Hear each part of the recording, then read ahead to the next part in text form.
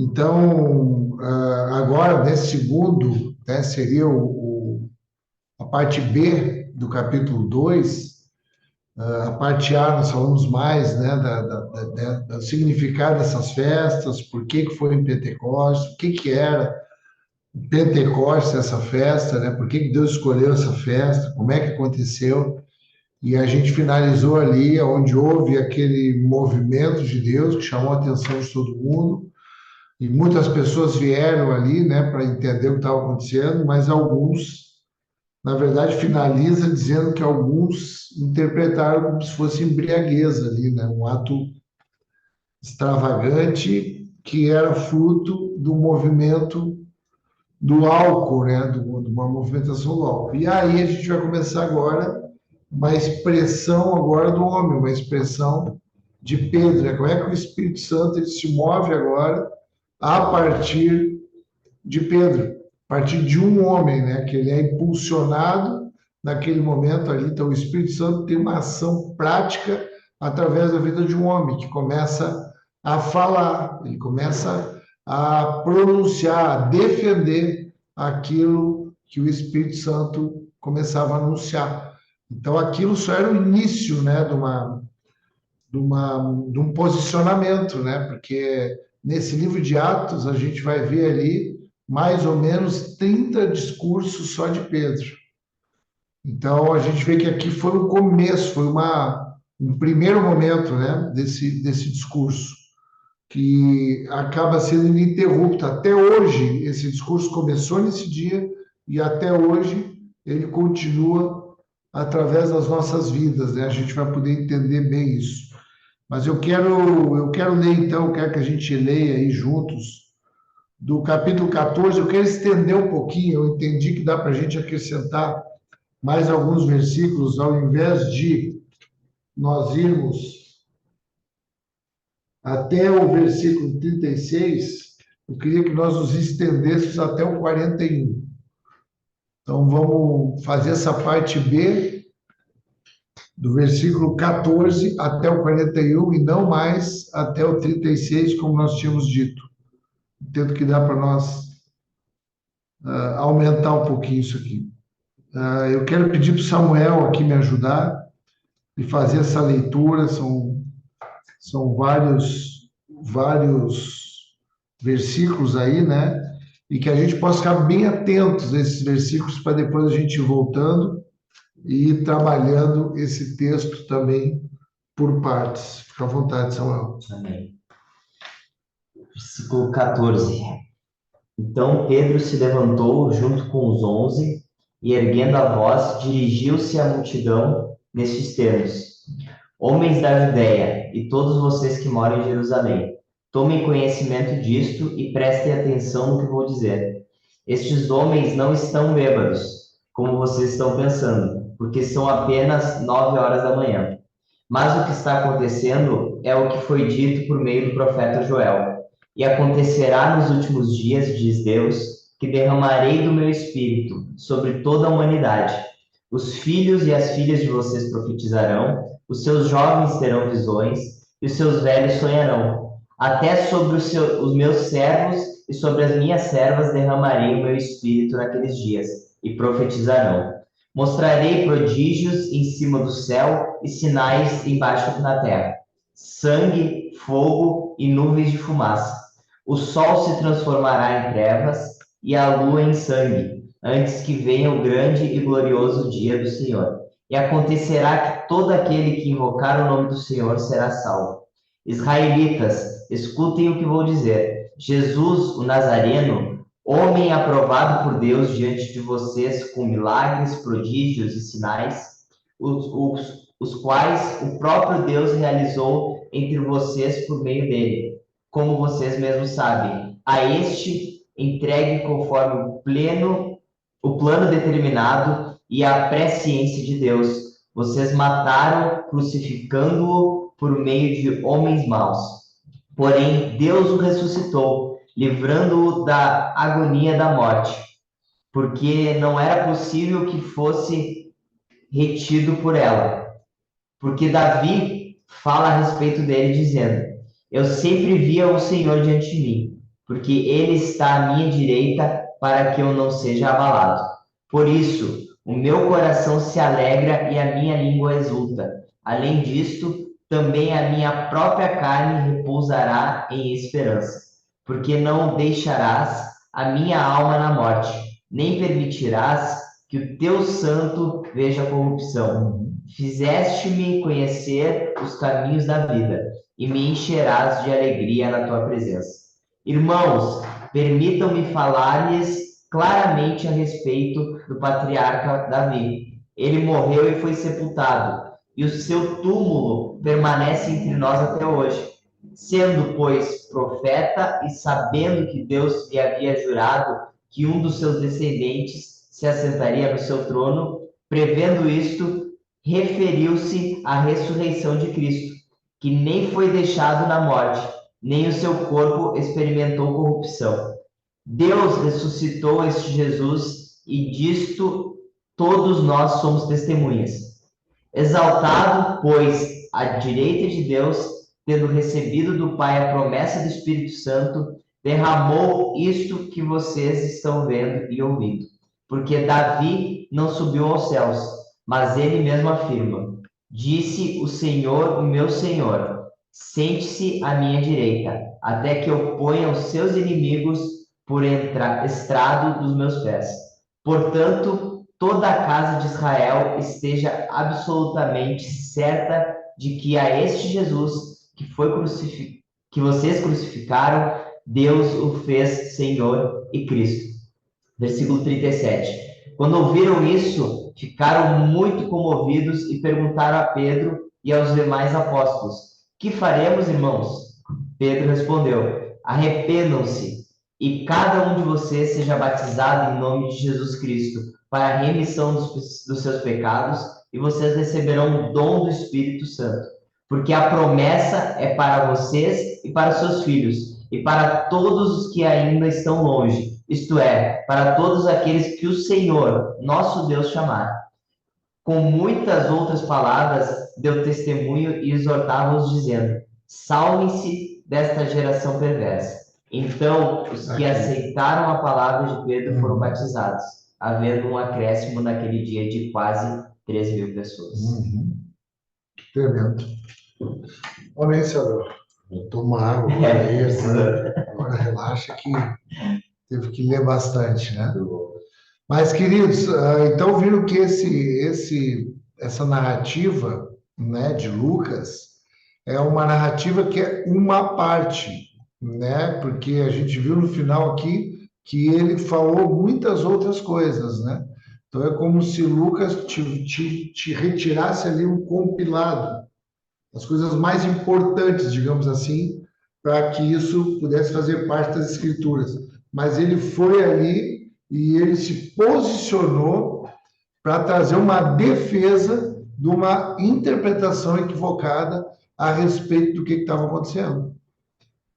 Então, quando alguns ali fizeram a interpretação, né, olha, não estamos entendendo esse movimento, não estão entendendo o que está acontecendo, parece que eles estão embriagados. Queridos, às vezes nós somos esses que não entendemos o movimento de Deus.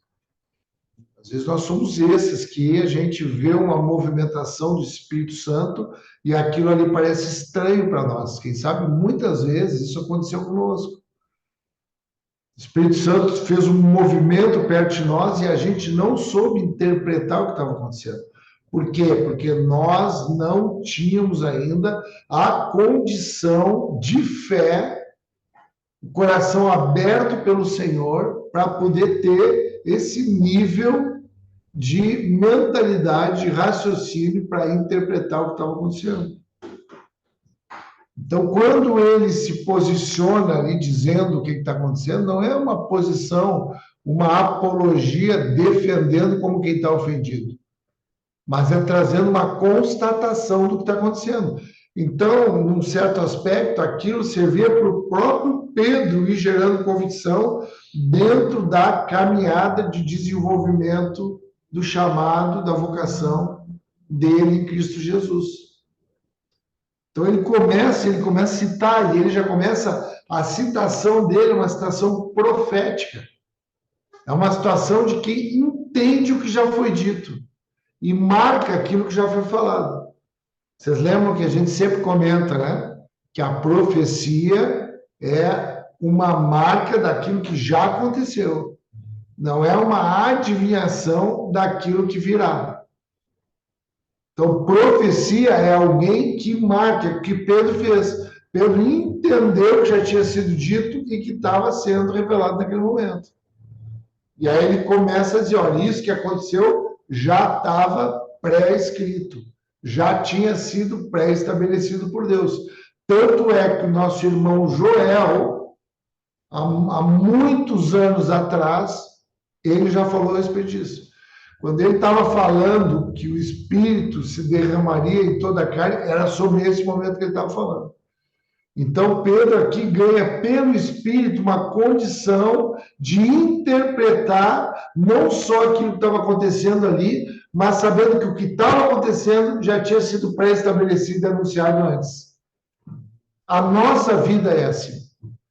Tudo que acontece na nossa vida, quando a gente ganha essa carga profética no nosso coração, porque é isso que o Espírito Santo dá para nós, Espírito Santo, esse derramamento do Espírito Santo nos separa e nos dá condição de carregar uma carga profética, a qual a gente interpreta a nossa vida como algo que já estava pré-estabelecido, seja o que for. Então, essa é a condição de maturidade espiritual. Então, Pedro começa a falar, isso aí já foi dito. E aí, eu quero que a gente possa falar um pouco e anotar o que aconteceu no livro de Joel. Quando ele cita Joel, ele fala de Joel no capítulo 2, para vocês anotarem aí, é importante para vocês lerem depois, eu quero dar aqui uma explicação do que era aquele contexto, para depois, num outro momento, vocês poderem ir lá no profeta Joel, que é um dos profetas menores, e vocês poderem colocar os olhos de vocês nisso que Pedro relatou aí. Então, é Joel 2, do 28 ao 32. Mas o que é relevante a gente entender? Né? Que esse tempo de Joel, e é bom descrever isso, era um profeta que era um profeta sacerdote, e ele viveu na região da Judéia, de Judá e Jerusalém. Então, ele era ali daquele contexto da região sul de Israel, Israel dividido, né?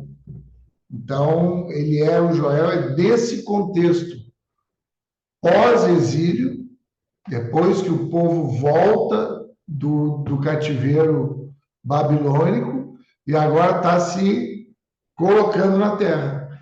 Não se sabe exatamente a data desse momento, porque ele não fala. A gente consegue saber a data, o momento que eles profetizaram quando eles citam os reis, porque daí se sabe, vou citar tal rei, esse rei reinou de tal a tal data, então ele está dentro daquele contexto, né? Como é Isaías, lembra que a gente falou domingo no culto?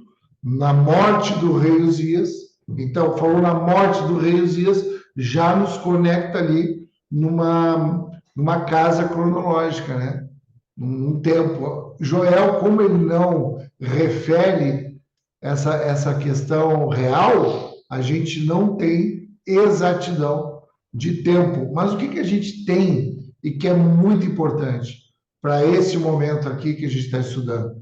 A gente sabe que o profeta Joel, ele estava trazendo ali um contexto que é marcado por duas tragédias muito grandes naturais, que são ali um ataque ali de uma nuvem de gafanhotos que arrasa plantações, arrasa árvores. Esses gafanhotos, eles eram tão poderosos que eles chegavam a comprometer até as habitações. Era um tipo de gafanhoto, né? Na verdade, eram 4 tipos de gafanhotos que passaram e arrasaram completamente Israel. Então, eles vinham dessas duas catástrofes naturais e eles vinham também de uma eminente, numa provável invasão militar dos reinos do norte, que fosse mais uma vez arrasar e escravizar eles. Então, eles estavam sempre debaixo dessa opressão. Então, tu vê que eles, ainda que tivessem saído agora do ambiente de cativeiro, da escravidão da Babilônia, agora eles, na terra deles, se deparam com essas catástrofes naturais. Porque ali o próprio Senhor estava chamando a atenção deles. O Senhor chama a nossa atenção através das questões que acontecem conosco. Ele é um Deus que disciplina a gente. Nada acontece sem a permissão dele. Esse é o profético. Aí Joel, ele é responsável para poder chamar esse povo, chamar a atenção desse povo de tudo que está acontecendo, tirar eles do ambiente de vitimização, de se sentirem injustiçados, de murmuração. Quem sabe eles poderiam dizer: poxa, agora que a gente está na nossa terra, agora que a gente ficou 70 anos escravizados, viemos para a nossa terra e agora acontece isso conosco. Então, Joel estava tentando tirar o povo, e ele teve êxito nisso, desse tipo de ambiente e trazer o povo para o ambiente de consagração. Então, foi um momento, e tu deve escrever isso aí para deixar bem marcado esse contexto do livro de Joel, é um momento que ele chama o povo à oração, ao jejum, à comunhão, à consagração, para que eles restabelecessem o homem interior deles e tivessem de volta a gratidão, mesmo no momento de muita tristeza. E como é que Paulo fala que nós temos que lidar com a tristeza segundo Deus? É com arrependimento para a salvação. Então, o Joel está chamando, ele está dizendo esse povo: olha, vocês se arrependam. Por isso que eu estendi um pouquinho ali do versículo 36 até o 41, porque é onde o Pedro vai falar para eles o que está acontecendo. Arrependimento. Então, marca essa palavra aí no livro de Joel. Arrependimento. Ele chama o povo ao arrependimento. Como é que a gente chama ao arrependimento? Quando a gente substitui aquela tristeza que quer nos deixar ali vítimas, injustiçados, achar culpados e desenvolver uma expressão de reclamação, de murmuração, para a busca de Deus, buscar Deus, para agora a gente poder entrar de novo no ambiente de gratidão. Aí vem o arrependimento, que é a revelação daquilo que está acontecendo. Por que aquilo está acontecendo? É só em arrependimento que a gente consegue ter sobriedade. Então, na verdade, ele não estava falando de embriaguez, ele estava falando de uma sobriedade jamais vista. Era o contrário. Porque a embriaguez é a ausência de lucidez. E o que estava acontecendo ali naquele momento era uma sobriedade que nunca houve antes, para poder avaliar-se a si mesmo, em primeiro lugar, que é a figura do arrependimento, e a interpretação correta daquilo que está acontecendo em Deus. Amém, irmãos? Conseguimos aqui entender aqui esse ambiente do profeta Joel, que ele vive? Então, o profético não é só aquilo que ele estava dizendo: olha, vai se derramar o Espírito sobre toda a carne. É um contexto profético. É um contexto apontando para o arrependimento. Porque ali também, naquele momento do início da igreja, em Atos dos Apóstolos, era um momento muito difícil, de muita opressão, de muita tristeza, que a sensação, olhando para o natural, que tinha dado tudo errado. Jesus tinha morrido, havia uma força maior ainda dos religiosos judeus, uma opressão ainda mais cruel do Império Romano. Então, parecia que havia ali uma desgraça total. E não era ali o próprio Espírito Santo no domínio da história, fazendo a justiça de Deus acontecer. Então é importante a gente ter esse contexto do profeta Joel, que ele trabalha esse arrependimento e ele trabalha essas catástrofes que houveram, né? Eles passaram também, uma outra coisa que é importante tu referir aí também, que além desses ambientes que houveram de devastação ali por gafanhotos, eles passaram também nesse momento por seca. Essa seca acabou ocasionando incêndios terríveis que comprometia ali a subsistência deles, porque era uma região cuja economia era preponderantemente agropecuária, agricultura e criação de animais. Então, quando ocorriam essas questões, gerava fome, porque o alimento acabava ficando mais escasso. Então, é isso que está acontecendo nesse momento também. Está ficando um alimento espiritual muito escasso, mas o Espírito Santo vem para encher a nossa vida e ser o alimento que a gente precisa para viver, independente das catástrofes que possam acontecer na nossa vida. Por isso que ele é o Espírito Consolador. Amém? Lembram disso? Lá em João 14, João 16, vai vir o outro Consolador, é o que Jesus falou. Por quê? Porque independente do ambiente, por mais trágico e catastrófico que ele possa se apresentar, o Espírito Santo vai nos encher de paz e a gente vai ter sobriedade para poder interpretar aquilo que está acontecendo a partir da justiça de Deus e não me sentindo injustiçado.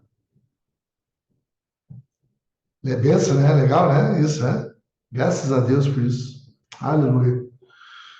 Bom, então, agora avançando um pouco, partindo de Joel, depois ele cita profeticamente ali o que Davi também falou, porque aí ele começa a trazer Jesus para a história. E aí ele começa a anunciar. Isso que está acontecendo é porque Jesus, aquele que vocês crucificaram, que é no sentido daquele que vocês não entenderam o que está acontecendo. Então, num certo sentido, ele está dizendo: quem está embriagado não são esses homens aqui. Quem está sem lucidez é aquele que parece que é mais lúcido. Por isso que aquele que pensa que é sábio, esse é louco. Por isso que aquele que parece que é fraco, esse é forte. A justiça de Deus, ela traz uma alteração na ordem. Aquele que parece que está em último, ele é o primeiro. Aquele que, olhando rápido, parece que ele é o menor, ele é o maior no reino de Deus. Essa é a justiça de Deus. E é o que estava acontecendo ali. Então ele traz ali, ele diz: olha, Davi, o que aconteceu, o que Davi falou, ele cita alguns salmos ali, que o que Davi falou, aquilo já era apontando para Jesus. Porque ele viria da descendência de Davi. Ele está apontando, ele está dizendo: ó, esse Jesus que vocês crucificaram, ele era o Cristo, o enviado, o Messias prometido por Deus. Mas era preciso que acontecesse tudo isso. Então, Pedro está anunciando, ele está começando a anunciar essa palavra. Está começando a dizer esses porquês de tudo isso que está acontecendo. Todo mundo começou a ficar muito tocado com aquilo ali, né? Que estava acontecendo, todo mundo começou a ficar muito também impressionado com o que ele estava falando, né? Porque aquele homem era um homem que tecnicamente era um homem iletrado, mas que estava trazendo ali muita coerência naquilo que ele estava falando. Por quê? Porque ele falava com autoridade, autoridade de quem estava cheio do Espírito. Então, nesse momento aqui, um homem, ele está cheio do Espírito e tem autoridade, que é isso que nós precisamos entender nas nossas vidas. Nós, quando somos cheios do Espírito, e vocês são cheios do Espírito, vocês vão ganhando autoridade para anunciar, para proclamar. Por isso que a gente está estudando aqui, para a gente poder entender e depois anunciar com convicção o que estava acontecendo. E um outro ponto desse discurso, eu quero destacar mais, 2 pontos aqui, chaves, que eu entendo que eles são chaves. É no versículo 33. No versículo 33.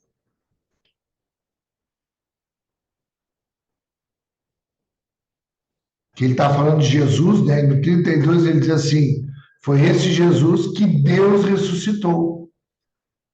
E todos nós somos testemunhas disso, ou seja, isso aí estava no nosso entorno. Nós, quando diz todos nós fomos testemunhas, ele está falando daquelas 120 pessoas que estão reunidas, que estão os apóstolos dentre elas. Então, nós somos testemunhas do que aconteceu. Nós vimos o que aconteceu e esse Espírito agora está testificando dentro de nós. Ele está selando isso que nós vimos acontecer. E aí, o versículo 33, eu vou ler nessa outra versão aqui, que eu acho que ela vem mais a calhar aqui que eu quero falar, diz assim: de sorte que, exaltado pela destra de Deus, então, pela mão, né, pela destra, pela mão direita de Deus, que era uma figura judaica de mão forte, né? Então, ele é exaltado, ele é elevado pela destra de Deus, pela vontade de Deus, e tendo recebido do Pai a promessa do Espírito, derramou isto que vós agora vês e ouvem. Então, nesse momento aqui agora, eu quero que tu anote aí essa questão da promessa. Que são 2 pontos, que é essa promessa, aquilo que foi prometido. Lembrando, né, que ele está trazendo uma carga profética sobre ele, Pedro, que é o que tu carrega uma carga profética na tua vida. A questão é tu ganhar agora lucidez para compreender o profético que tu carrega. Que não é uma adivinhação do futuro, mas é uma convicção daquilo que já é. Que é o eterno. Quem é eterno não vê futuro. Quem é eterno vive uma linha de tempo, onde só o hoje é o que realmente existe. Então, com essa carga profética que ele traz dentro dele, ele diz a promessa, ele diz: olha, isso já tinha sido prometido. Por quê? Porque quando ele diz que foi pela destra de Deus, o que ele está dizendo que esse Jesus que foi morto naquela cruz é? O Messias, Cristo. Porque foi pelas mãos de Deus que tudo aconteceu, inclusive a crucificação. Porque era pelas mãos de Deus que acontecia aquelas tragédias lá no tempo do profeta Joel. Porque nada foge das mãos de Deus. E é isso que ele está anunciando. São as mãos de Deus. Ele era o Messias, ele era o Senhor. Ou seja, ele era quem estava cheio do Espírito. Lembra que ele está falando agora do Espírito Santo, né? Então ele está dizendo da onde vem o Espírito Santo. Da onde que ele veio agora para ele estar derramado e para estar acontecendo esse movimento de impulsiva interpretação. Que só um povo vai conseguir interpretar o que está acontecendo. É a família de Deus. E aí, eu queria ler com vocês, lá em Lucas, no capítulo 3, para a gente entender o que era esse pré-anúncio profético de Deus, já falando a respeito do Espírito Santo. Eu queria que a Ina lesse Lucas 3, 21 e 22. Fala bem alto, Ina, porque tu está em Brasília e está muito longe, senão a gente não vai conseguir ouvir. Lucas 3, versículo 21 e 22. Oi, vamos lá então. E aconteceu que, ao ser todo o povo batizado, também o foi Jesus. E estando ele a orar, o céu se abriu, e o Espírito Santo desceu sobre ele em forma corpórea, como pomba, e ouviu-se uma voz do céu: Tu és o meu filho amado, em ti me comprazo. Olha só, É, muito obrigado, Ina. Isso aí, até aí. Olha só, o que acontece aí? Na hora do batismo de Jesus, o batismo das águas, ele sai e é anunciado sobre a vida dele o que estava acontecendo. Então, ali é o anúncio de que ele é o Messias, porque daí o Espírito Santo desce de forma corpórea, na forma de uma pomba, anunciando que aquele homem ali é o homem que é a promessa de Deus. O homem cheio do Espírito Santo. O homem para ensinar a terra, o que é o modelo de homem perfeito. Em natureza, né? Filho de Deus. A identidade. Então, nesse momento aqui, aquilo estava bem marcado na vida dele. Outro texto também que eu queria que a gente lesse, e aí eu queria pedir para Priscila Falkowski ler para nós esse mesmo livro de Lucas, um pouquinho mais para frente, aí no capítulo 4, versículo 18 e 19, por favor, Priscila.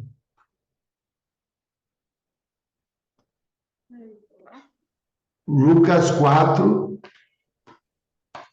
18 e 19. Me ouvem bem? Perfeitamente.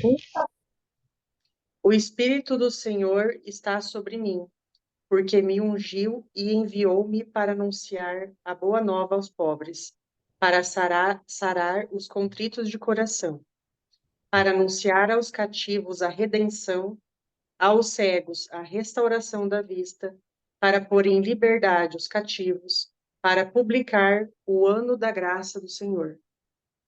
Amém. Obrigado, Priscila. Então, olha só o que acontece agora. Agora, Jesus, ele está numa sinagoga num sábado, aí para prestar o culto dele junto com os judeus. Jesus era um judeu. E aí chegou um momento que coube a ele ler a Torá naquele tempo. E aí ele abre no livro de Isaías 61. Pode anotar isso. Então, o que ele está falando aqui é Isaías 61, versículo 1. Então, ele abre e lê. E aí, quando ele abre e lê, o Espírito está sobre mim, depois ele fecha o livro e diz: hoje se cumpriu essa escritura, essa promessa. Por quê? Porque ele estava cheio do Espírito Santo. Por isso que ele ensinou, ele anunciou e ele cumpriu o propósito final para que pudesse o plano de salvação ocorrer, que era ele subir pela força do braço de Deus, estar ao lado de Deus, e agora o Espírito Santo é a porção da Trindade que é derramada na terra para poder trazer agora a revelação do céu. Então, esse é o texto que fala que o Espírito Santo estava sobre a vida dele, que era no sentido que estava preenchendo plenamente ele, por isso que ele foi tentado em tudo e nada ele pecou. Então, esses textos são importantes vocês anotarem, porque eles estão trazendo aqui uma base para isso que nós vamos estudar durante toda essa jornada de Atos dos Apóstolos. E para finalizar, eu quero trabalhar um pouquinho com vocês o versículo 39. 39.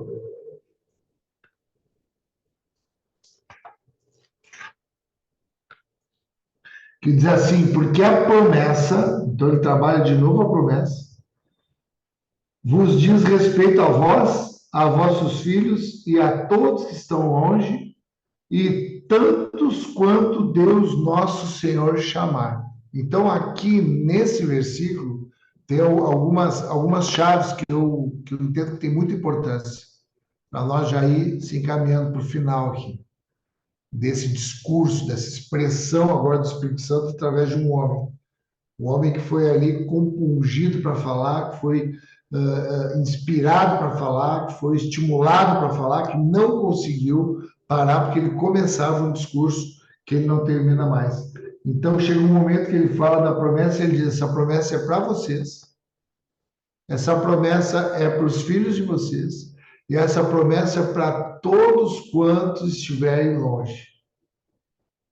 Então, tu consegue perceber que esse versículo, ele se liga com qual outro versículo que nós já estudamos?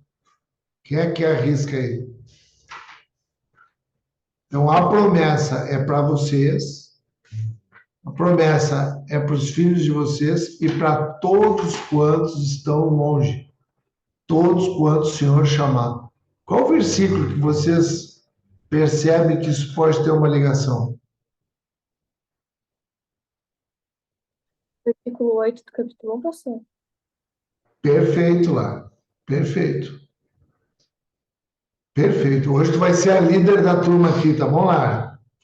Vai ficar todo mundo com inveja de ti, vai todo mundo te tratar mal na hora do recreio. É assim, o líder é assim que funciona.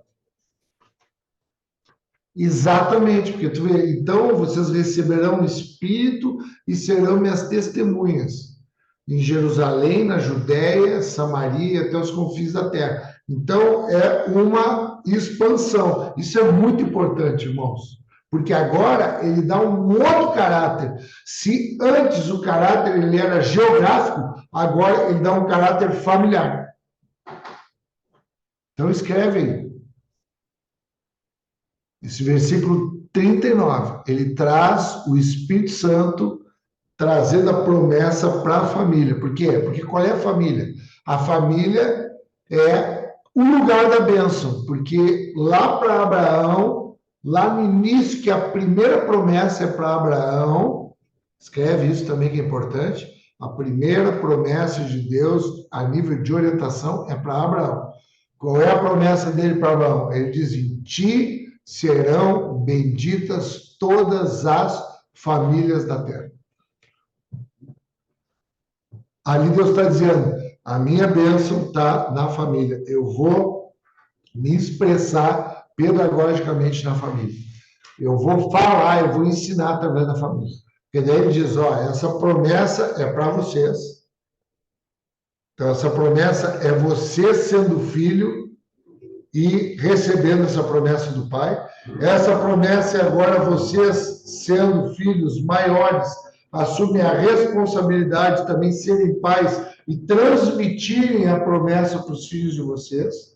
E também vocês vão transmitir essa promessa de forma tão genuína e tão poderosa, porque é o Espírito Santo, que isso vai até para mais longe de vocês. Aqui está falando, em primeiro lugar, para a família ali, de netos, bisnetos, que estão mais distante, e fala também de gente que está mais distante. Porque aqui se mistura família consanguínea, ampliando para a família da fé. Amém, irmãos? Dá para a gente entender isso? Então, ele está falando aqui, são as duas expressões. Ele está falando, bom, a família consanguínea, vocês, os filhos e aqueles que estão longe, e também ele está falando em vocês assumir uma paternidade espiritual a partir do momento que vocês recebem também de pessoas que não têm relação consanguínea, mas que estão ligados pelo sangue de Jesus. Vocês recebem essa paternidade de orientação e vocês também desenvolvem, por conta desse olhar agora de filho, se tornam pais desenvolvidos, encontram outros filhos, derramam as mesmas promessas, que é a mesma orientação, os mesmos princípios de Deus, que é isso que o Espírito Santo está ministrando, e isso vai ir através desses que foram ministrados, para além desses, e além desses, além desses, e aí a gente ganha eternidade. Aí a gente ganha uma abrangência sem fim. Então, eu acho muito importante isso que Pedro está falando, e eu queria que a gente fosse lá no livro de 1 Pedro, pudesse ver agora como é que estava o coração dele, depois que ele já estava mais maduro. Como é que pode ser uma expressão dele agora, desse mesmo discurso, só que ele agora numa outra mentalidade. É lá no livro de 1 Pedro, no capítulo 2, a partir do versículo 6. 1 Pedro, capítulo 2, a partir do versículo 6. Queria pedir para o Alexandre ler para nós, por favor, Alexandre, até o versículo 10. Do 6 ao 10. 1 Pedro, capítulo 2. Pois isso está na Escritura. Eis que ponho em Sião uma pedra angular, eleita e preciosa, e quem nela crer não será envergonhado. Portanto, para vocês, os que creem, esta pedra é preciosa, mas para os descrentes, a pedra que os construtores rejeitaram, essa veio a ser a pedra angular, e pedra de tropeço e rocha de ofensa. São estes os que tropeçam na palavra, sendo desobedientes para o que também foram destinados. Você, porém, são geração eleita, sacerdócio real, nação santa, povo de propriedade exclusiva de Deus, a fim de proclamar as virtudes daquele que os chamou das trevas para a sua maravilhosa luz. Antes, vocês nem eram povo, mas agora são povo de Deus. Antes, não tinham alcançado misericórdia, mas agora alcançaram misericórdia. Amém, Ali. Muito obrigado. Então, olha só o que acontece. Aí, depois lá do 39, ele fala a respeito, ele diz assim, ó, salvai-vos dessa geração perversa. É isso que ele diz. Salvai-vos dessa geração perversa. Porque daí ele está trabalhando o arrependimento. Só que o arrependimento, eu quero trabalhar um pouquinho no início da semana que vem, na nossa parte C, na terceira parte desse capítulo, que é quando a expressão é na igreja. Aí eu quero trabalhar o arrependimento com vocês. Mas hoje eu quero falar quando ele diz ali no 40, salvai-vos dessa geração perversa, no capítulo 2. E aí, conectando com o que o Ali falou, o que Pedro está dizendo? Olha, Deus fez uma coisa, Jesus era uma coisa, ele era a pedra angular, é a pedra de esquina, a pedra de fundamento de uma construção, só que para alguns que não interpretaram, entender, isso foi pedra de tropeço para essas pessoas. Mas vocês, e o pastor Tiago orou sobre isso no início da nossa reunião, que nós somos uma geração eleita, sacerdócio. Lembra disso, Tiago? Que tu orou na oração? É isso, porque ele está falando aqui, ó, olha, vocês que são esses privilegiados que se livraram dessa perversão. Essa geração perversa é uma geração que está com a identidade pervertida, corrompida, adulterada, que somos nós. Nós somos essa geração perversa, que fomos salvos, que fomos alcançados pela misericórdia de Deus. E que nos fez agora filhos, que nos fez um povo santo. Antes nós não éramos povo. E agora somos um povo, porque antes nós éramos indivíduos egoístas, sozinhos e deprimidos, inseguros e insatisfeitos. Agora nós não somos um, agora nós somos povo, nós somos família, nós somos igreja, nós somos comunhão. Então, agora, por que nós somos isso? Porque a nossa interpretação de quem é Jesus é que ele é o Messias exaltado pela destra de Deus. Quem que nos leva a essa convicção? O Espírito Santo. No nosso espírito. Não tem outra forma. Isso não é técnico. Isso é profundo, isso é mudança de natureza. Isso é esse batismo do Espírito Santo. Porque agora a mesma coisa, o Espírito Santo está sobre nós. Ele está sobre nós como igreja. Aquele mesmo Espírito que estava sobre Jesus. Ele morreu, ele se entregou voluntariamente à morte para ressuscitar. E agora aquele mesmo Espírito que estava sobre ele está compondo a igreja hoje. E nós somos parte dessa pessoa.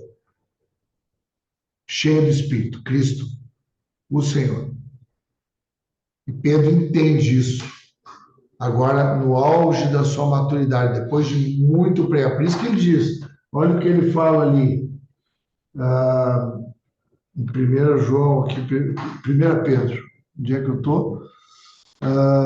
Vocês, porém, no versículo 9, né, capítulo 2, são povo escolhido, reino de sacerdotes, nação santa, propriedade exclusiva de Deus, assim vocês podem mostrar. Então, é para anunciar. Para que é? Para que vocês foram separados? Para que vocês foram santificados? Por que vocês são agora reis e sacerdotes? Para ter autoridade de proclamação. É o discurso que começa no Pedro e vai até o final dos tempos. E em nome de Jesus, irmãos, em nome de Jesus, eu oro a Deus que nós tenhamos uma partezinha desse discurso. Nós precisamos entrar nesse discurso, irmãos. Nós precisamos entrar, nós vamos ter parte. Pode ser que eu seja uma vírgula desse discurso, que é um discurso do Espírito, que começou com Pedro. Mas nós precisamos fazer parte desse discurso. Esse vai ser o nosso nome escrito no livro da vida, quando nós participarmos dessa proclamação. Algo profético de Deus que passa pela nossa vida e que a gente anuncia, como Pedro anunciou. Homens que entendem, mulheres que entendem aquilo que é impossível ser interpretado. Só aqueles que o Senhor. Então, é para vocês, é para os filhos de vocês, é para os de longe e aqueles que o Senhor escolheu, salvou. Estão escolhidos, estão salvos do Senhor. Anda como tal, enfrenta os desafios das opressões perto de ti. E gente não interpretando bem as coisas. Fica firme aí. Fica firme aí, viu, Nayara? Meu amor, fica firme aí. Fica firme aí, Milena. Fiquem firmes aí, Alines. Fiquem firmes aí. Porque esse equívoco das pessoas que não estão interpretando aquilo que é pedra fundamental, que está sustentando a tua vida, para outros é pedra de tropeço. Fica firme aí. A gente possa ficar firme aí. Amém, queridos?